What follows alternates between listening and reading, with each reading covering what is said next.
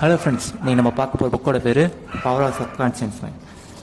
இந்த புக்கோட மெய் கருன்னு ஒரு லைனில் சொன்னால், நம்ம எதை நம்பணுமோ அது நமக்கு கிடைக்கும் அப்படின்னு சொல்கிறது தான் அந்த புக்கோட கருத்து.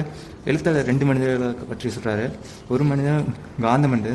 அவர் ரொம்ப தன்னம்பிக்கையோ கொண்டவர். அவருக்கு வெற்றிக்காக பிறந்தவர்னு நினைப்பார். இன்னொரு மனிதர் எப்பொழுதுமே வருத்தப்பட்டுக்கிட்டே வைப்பார். அந்த மனிதருக்கு வாழ்க்கை சுலபமாக இருக்காது. அவங்க முன்னோக்கி நடப்பதற்கு பயப்படுவாங்க. அப்புறமேட்டு நல்ல நம்பிக்கைகள் என்பது தான் முக்கியம் என்று எடுத்து கூறுகிறார். எப்படி ஒரு தோட்டக்கலை விதைக்கிறாரோ அதுபோல் நம்ம எண்ணங்களை பழக்கங்களாக என்ன விதைக்கிறோமோ அதுதான் நம்ம வாழ்க்கையில் கிடைக்கும்னு சொல்கிறாரு. 2 மைண்ட்ஸ் இருக்குதுன்னு சொல்கிறாரு. ஒன்று சப்கான்ஷியஸ் மைண்ட், ஒன்று கான்சியஸ் மைண்ட். கான்சியஸ் மைண்ட் என்பது ஒரு கப்பலோட கேப்டன் மாதிரி. அது ஆர்டர் போல தான் சப்கான்ஷியஸ் மைண்டு செல்லும். தலைவன் நல்லதை சொன்னால் நல்லா கரெக்டாக செய்வாங்க.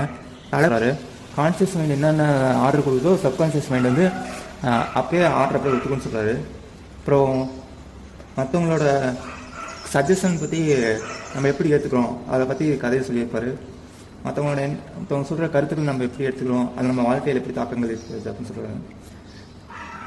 எப்போ நம்ம மைண்டு ஃப்ரீயாக இருக்கோ நம்மளோட சப்கான்ஷியஸ் மைண்டு தானாகவே ஒர்க் பண்ணுறதுக்கு கூப்பிடுன்னு சொல்கிறாரு. அப்புறம் கற்பனை செய்கிறத பற்றி சொல்லியிருப்பார். கற்பனை என்பது நமக்கு என்ன கிடைக்க வேண்டும் அதை பற்றி கற்பனை செஞ்சு அதுக்கான எஃபர்ட்டை போட்டால் கண்டிப்பாக கிடைக்கும்னு சொல்கிறாரு. அதை நம்ம என்ன நல்லதை கற்பனை பண்ணால் நல்லது கிடைக்கும் அப்படின்னு சொல்லி பார்த்துருக்காரு. அதை பற்றி செல்வத்தை பெறுவதை பற்றி பார்த்தா, நம்ம செல்வத்தை எப்பவுமே பெறுற மாதிரி தான் கற்பனை செய்யணும். நம்மளோட கற்பனையெல்லாம் செல்வம் நம்மளுக்கு கிடைக்கல, இந்த காசு கிடைக்கல அப்படின்னு நினைக்கிறது, நம்ம செல்வத்தை பற்றி நினைக்கிறது செல்வத்தை பெறுவதற்கான நல்ல இதுக்குன்னு சொல்லி சொல்கிறாரு.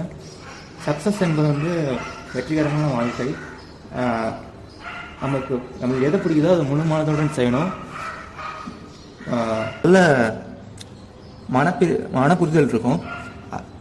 நம்ம கேள்விக்கான பதில் எல்லாமே ஆள் மனதே நம்மளுக்கு பதில் சொல்கிறார் எழுத்தாளர். அப்புறமேட்டு அப்புறம் இந்த புக்கில் நிறைய கதைகள் டாபிக்ஸ் இருக்கும். ஸோ என்னை பொறுத்தளவு சொன்ன விஷயத்தை தான் அடிக்கடி சொல்லுவாங்க. ஆனால் அந்த புக்கு ஒரே ஒரு கருத்தை தான் சொல்லுவோம். நம்ம என்ன நினைக்கிறோமோ அதுதான் நம்மளுக்கு கிடைக்கும். அடுத்தடுத்த வீடியோஸ் அடுத்தடுத்த புக்ஸ் பார்க்கலாம். தேங்க்ஸ் ஃபார் வாட்சிங்.